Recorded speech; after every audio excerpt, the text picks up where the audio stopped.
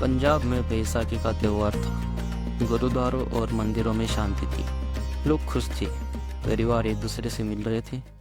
लेकिन उसी हवा में एक अनदेखा डर भी तैर रहा था, क्योंकि उधर दिल्ली में अंग्रेज सरकार एक ऐसा फैसला ले चुकी थी जो आने वाले दिनों में पूरे अमृतसर को हिला देने वाला था। उधर दिल्ली में रोलेट एक्ट पास कर दिया गया था और पूरे भारत में गुस्से की लहर उठ चुकी थी। अमृतसर की सड़कों पर तनाव था, दुकानें बंद थी, लोग डरे हुए थे। और फिर एक दिन ब्रिगेडियर जनरल रेजिनाल्ड डायर अपने सैनिकों के साथ अमृतसर में दाखिल हुआ और तेज कदमों की आवाज़, बंद होते दरवाजे और डर से भरी आंखें। 13 अप्रैल बैसाखी का दिन लोग जलियांवाला बाग में जमा हो रहे थे, लेकिन उन्हें क्या पता था, बस कुछ ही पलों में इतिहास का सबसे काला अध्याय लिखने वाला था। पहला विश्व युद्ध।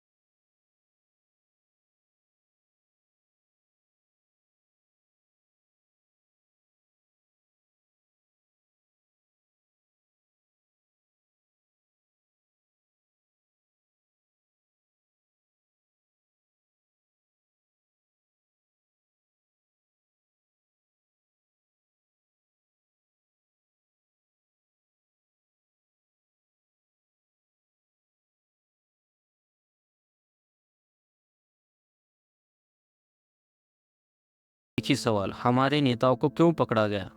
शहर धीरे धीरे तनाव से भरने लगा। हवा भारी हो चुकी थी और इसी तनाव के बीच अमृतसर में एक सैनिक कमांडर की एंट्री होने वाली थी। Brigadier general Reginald Dyer. यही वो आदमी था जिसका नाम आने वाले दिनों में इतिहास में खूनी अक्षरों में लिखे जाने वाला था। 10 अप्रैल 1919। अमृतसर का माहौल हर गुजरते घंटे के साथ और बेचैन होता जा रहा था। शहर में गुस्सा, बगावत और डर सब एक साथ फैल चुका था। लोग अपने नेताओं की गिरफ्तारी से नाराज थे। ब्रिटिश सरकार ने हालात काबू करने के लिए एक ऐसा फैसला लिया जो इतिहास के पन्नों में हमेशा के लिए खून से भर देगा। अमृतसर भेजा गया जनरल रेजिनाल्ड डायर। डायर ने शहर में कर्फ्यू, तलाशी और हर सिपाहियों का जाल फैला दिया। अमृतसर एक खुले जेल में बदल चुका था। 13 अप्रैल 1919, बैसाखी का त्यौहार, खुशियों का दिन। सैकड़ों किसान, मजदूर और परिवार सुबह सुबह शहर की ओर जा रहे थे। किसी को खरीदारी करनी थी, किसी को प्रार्थना और किसी को जालियांवाला बाग में होने वाली सभा में हिस्सा लेना था। जालियांवाला बाग में हजारों लोग इकट्ठा होने लगे। किसी को अपने बच्चों को कंधे पर बिठाया, किसी ने खाने पीने की पोटली लाई और कोई बस बैसाखी मनाने आया था। किसी को अंदाज़ा भी नहीं था कि यह दिन इतिहास की सबसे दर्दनाक तारीख बन जाएगा। उसी वक्त जनरल डायर को खबर मिली कि जालियांवाला बाग में एक बड़ी भीड़ जमा हो रही है। इसके बाद जो फैसला उसने लिया वो इंसानियत के खिलाफ था। डायर ने बिना किसी चेतावनी, बिना किसी बातचीत और बिना किसी डर के सीधे अपनी सशस्त्र टुकड़ी को तैयार कर लिया।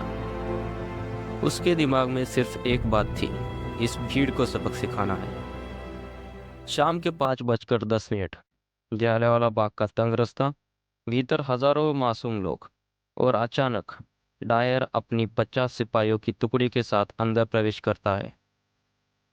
चारों तरफ ऊंची दीवारें, न कोई बड़ा दरवाजा, न बाहर निकलने का रास्ता। भीड़ फंस चुकी थी और डायर इसी पल का इंतजार कर रहा था। वह रुकता नहीं, वह सोचता नहीं, वह बस अपनी बंदूकें तैनात करवाता है और यही से इतिहास मोड़ लेता है। इतिहास के पन्ने यही से अपना सबसे अंधेरे रंग लिखना शुरू करते हैं। जालियांवाला बाग की शांत दोपहर, जो कुछ पल पहले लोगों की हंसी और बच्चों की खिलखिलाहट से भरी हुई थी, अब एक ऐसे फैसले की तरफ बढ़ रही थी जो आने वाले 100 वर्षों तक भारत की आत्मा को झकझोर कर रख देता। डायर ने बाग की चारों ओर फैली उस बेपरवाह भीड़ को किसी इंसानी जमावड़े की तरह नहीं, बल्कि एक दुश्मन की फौज की तरह देखा। और किसी गलत नज़र ने पूरे अमृतसर को फूल और चीखों के साए में ढकेल दिया। अब बस कुछ ही कदम बचे थे, कुछ ही सांसें, और फिर शुरू होने वाली थी वह गोलीबारी जिसने दुनिया को भारत के दर्द से रूबरू कराया। 13 अप्रैल 1919, बैसाखी का दिन, शाम के करीब 5:20। जालियांवाला बाग के अंदर हजारों लोग थे। कुछ परिवार, कुछ किसान, कुछ बच्चे जो मिट्टी में खेल रहे थे, और कुछ लोग जो रोलट एक्ट के खिलाफ शांतिपूर्वक सभा में शामिल थे।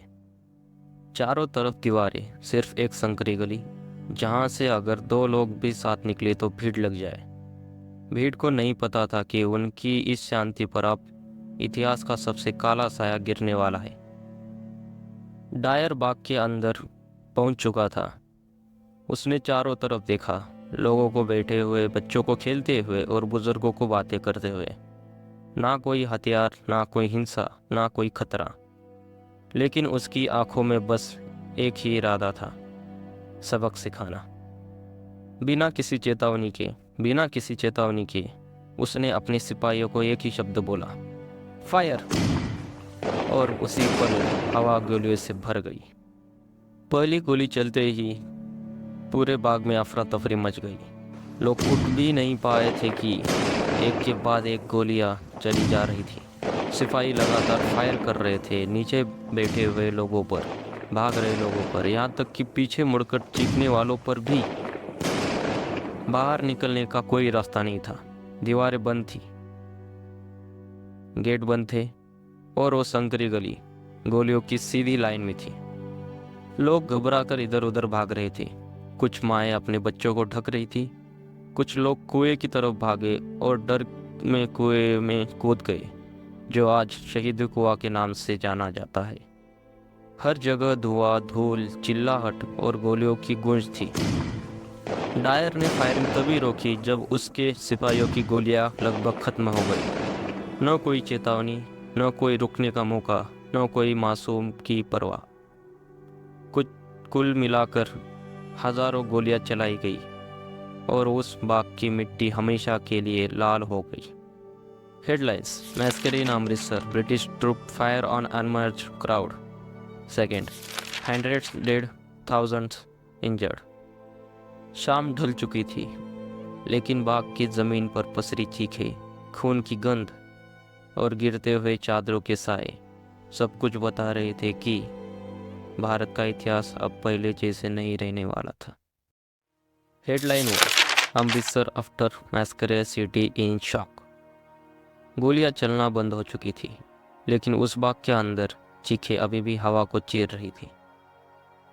13 अप्रैल 1919, ये तारीख अब सिर्फ कैलेंडर की तारीख नहीं थी, ये बन चुकी थी भारत के दिल पर लगी एक गहरी चोट। डायर की टुकड़ी बाग से निकल चुकी थी, लेकिन पीछे जो रह गया था वह किसी युद्धभूमि जैसा दृश्य था। लोग बिखरे हुए, घायल कराहते हुए, कई एक दूसरे को ढूंढते हुए और कई अपनी आखिरी सांसों से लड़ते हुए। अमृतसर की हवा भारी हो चुकी थी। डर, दर्द और सन्नाटा तीनों शहर पर छा चुके थे।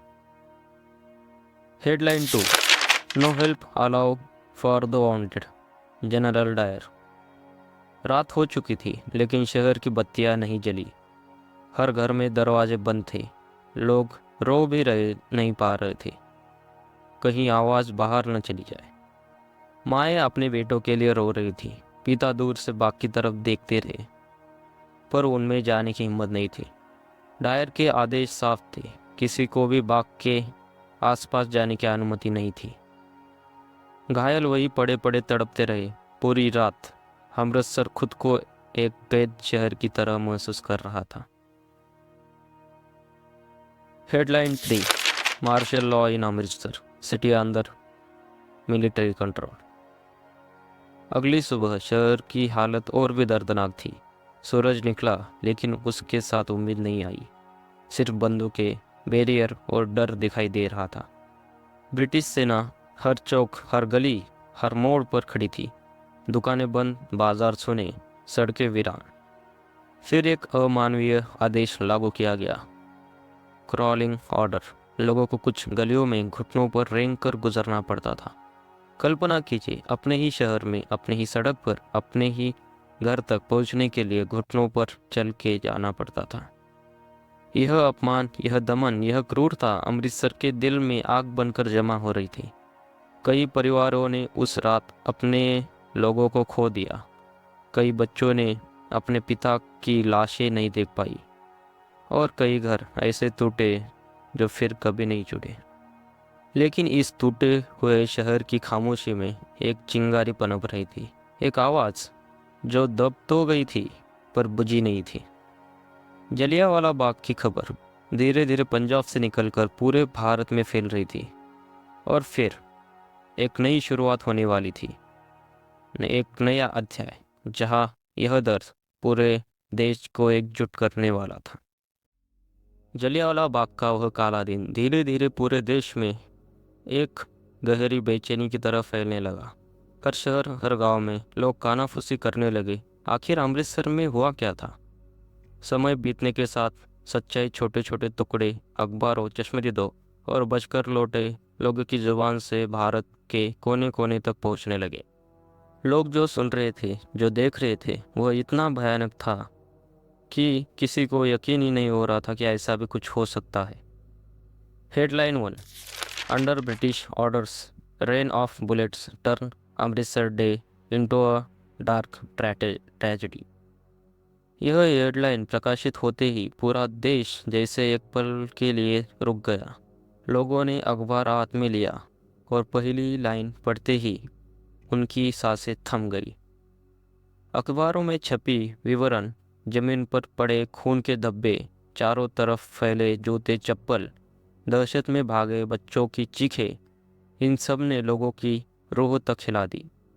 कई अखबारों ने पीड़ित परिवारों की कहानियां भी छापी, जिससे यह साफ हो गया कि यह कोई कानून व्यवस्था बनाए रखने की कार्रवाई नहीं थी, बल्कि एक सोची समझी क्रूरता थी।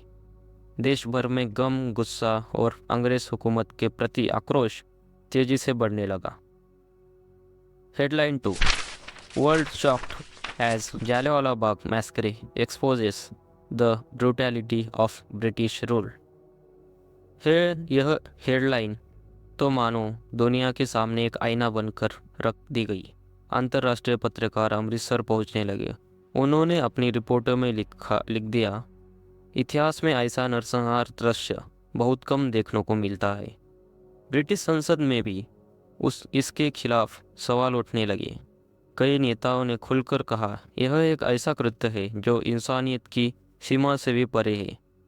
भारत के लोग अब सिर्फ दुखी नहीं थे, वे आवाज़ उठाने लगे थे। हर गली, हर चौक, हर शहर में जनसभाएं होने लगी, जहां एक ही आवाज़ उठती, जो हुआ वह माफ़ नहीं किया जाएगा। धीरे धीरे यह घटना पूरा देश हिला चुकी थी।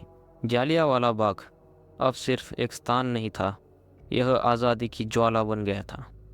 इस घटना ने भारत के स्वतंत्रता संग्राम को एक नई दिशा दी, एक ऐसी दिशा जिसमें डर की जगह साहस, आवाज़ की जगह क्रांति और चुप्पी की जगह न्याय की मांग खड़ी हो चुकी थी। अमृतसर की उस काली शाम के बाद जैसे पूरा शहर एक गहरी चुप में डूब गया था। लोग बस यही पूछ रहे थे, ये कैसे हो गया, क्यों हो गया। धीरे धीरे समय बीता, जख्म भले भरने लगे, लेकिन यादें कभी नहीं भरी। और इन यादों को कभी मिटने न देने के लिए एक जगह बनाई गई, जलियांवाला बाग स्मारक। आज जब हम उस बाग के अंदर कदम रखते हैं तो सबसे पहले हमें दिखाई देती है वह तंग संकरी गली जिससे उस दिन हजारों लोग भाग भी नहीं पाए। हर ईंट, हर दीवार आज भी उस दर्द को अपने अंदर समेटे हुए है। और फिर सामने आता है वह कुआं जिसे इतिहास शहीदी कुआं के नाम से याद करता है। उस दिन सैकड़ों लोग गोलियों से बचने के लिए यही कूद पड़े थे, जिंदगी बचाने की कोशिश में। कईयों ने यही अपनी अंतिम सांस ली। आज भी उस कुएं के अंदर खड़ा होना दिल को चीर कर रख देता है।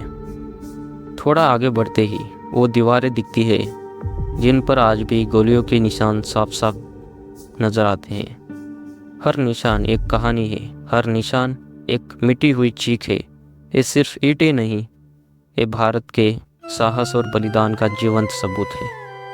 और फिर आता है स्मारक का सबसे पवित्र हिस्सा, अमर ज्योति। एक ऐसी लौ जो उन हजारों मासूम जानों के नाम जलती है, जो निहत्थे थे, मासूम थे और बेगुनाह थे। ये लो न सिर्फ उनको याद करने के लिए है, बल्कि हमें याद दिलाने के लिए भी कि आज़ादी यूं ही नहीं मिली। जब आप उस बाग में खड़े होते हैं तो एक अजीब सी खामोशी आपको घेर लेती है, एक ऐसी चुप जो दिल के अंदर उतर जाती है। लोग वहाँ धीमे कदमों से चलते हैं, सर झुकाकर, मोमबत्तियाँ रखकर अपनी श्रद्धांजलि देते हैं। उस जगह की हवा में भी आज 100 साल बाद वही दर्द महसूस होता है। यह स्मारक सिर्फ एक जगह नहीं है, यह भारत की आत्मा का वह कोना है जहां हम उन सभी को याद करते हैं जो अपने घरों से कभी लौटकर नहीं आए। जलियांवाला बाग की ये शांति, ये खामोशी, ये जलती हुई लौ हमेशा हमें याद दिलाते हैं कि स्वतंत्रता की कीमत कभी भूली नहीं जा सकती। क्योंकि ये सिर्फ शब्द नहीं, बल्कि उन लाखों बलिदानों की गूंज है जो आज भी इतिहास के पन्नों में जिंदा है। हर एक संघर्ष, हर एक कुर्बानी हमें याद दिलाती है कि आज जो सांस हम खुलकर लेते हैं वो किसी और की आखिरी सांस की कीमत पर मिली है। और इसी वजह से ये हमारी जिम्मेदारी बनती है कि हम उस आज़ादी को सिर्फ मनाए नहीं, बल्कि उसकी रक्षा भी करें। क्योंकि स्वतंत्रता मिली थी संघर्ष से, और उसे बचाया जाता है जागरूकता से।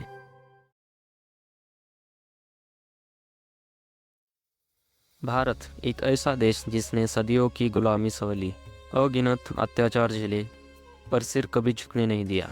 और तब 1947 का वर्ष आने वाला था। हवा में एक अलग ही महक थी, उम्मीद की, हिम्मत की और बलिदान। देश भर में लोग महसूस कर रहे थे कुछ बड़ा होने वाला है, कुछ ऐतिहासिक, कुछ जिसका इंतज़ार हर भारतीय ने पीढ़ियों से किया था। लेकिन आज़ादी किसी एक दिन का चमत्कार नहीं थी। इसके पीछे थे लाखों भारतीयों के संघर्ष, उनके आंसू, उनकी कुर्बानियाँ और उनका अटूट विश्वास। स्वतंत्रता की अंतिम आंधी। उसी दौर में देश के कोने कोने में आंदोलन तेज हो चुके थे। कहीं सत्याग्रह, कहीं प्रदर्शन, कहीं क्रांतिकारियों की गुप्त मीटिंग। इस तरह बस एक ही उद्देश्य, भारत को आज़ाद करना है। ब्रिटिश सरकार हर कोशिश कर रही थी, रोकने की, थकाने की, तोड़ने की, लेकिन भारत की आत्मा अब रुकने वाली नहीं थी। और आज हम आदर के साथ याद करते हैं उन अमर बलिदानियों को। एक भगत सिंह, जिनकी आवाज़ आज भी गूंजती है, इंकलाब जिंदाबाद। राजगुरु, कभी पीछे न हटने वाली वीरता का प्रतीक। सुखदेव, जिनकी नज़रों में देश ही धर्म था। नेताजी सुभाष चंद्र बोस, जिनकी पुकार आज भी दिलों में आग जला देती है। तुम मुझे खून दो, मैं तुम्हें आज़ादी दूंगा। चंद्रशेखर आज़ाद, जो आखिरी सांस तक आज़ादी रहे। लाला लाजपत राय, बाल गंगाधर तिलक, सरदार वल्लभ भाई पटेल, महात्मा गांधी, रानी लक्ष्मीबाई और वो लाखों अनाम वीर जिनके नाम इतिहास की किताबों में नहीं पर राष्ट्र के दिल में हमेशा दर्ज रहेंगे। यह देश इन सब की कुर्बानियों का कर्जदार रहेगा। और फिर आया वह दिन 15 अगस्त 1947, जब हजारों साल की पुरानी सभ्यता गुलामी की जंजीरों को तोड़कर दुनिया के सामने सीधी खड़ी हो गई। लाखों लोग रो पड़े, हंस रहे थे, झूम रहे थे, क्योंकि यह दिन आज़ादी नहीं थी, यह पुनर्जन्म, एक ऐसा जन्म जिसने भारत को फिर से भारत बनाया। अंतिम संदेश, भारत की आज़ादी सिर्फ एक तारीख नहीं, सिर्फ एक अध्याय नहीं, यह एक भावना है जो हर भारतीय के दिल में धड़कती है। स्वतंत्रता की कीमत कभी नहीं भुलाई जा सकती। हमारा कर्तव्य है कि हम उन बलिदानों को याद रखें और देश को आगे बढ़ाए रखें। भारत माता की जय। जय हिंद।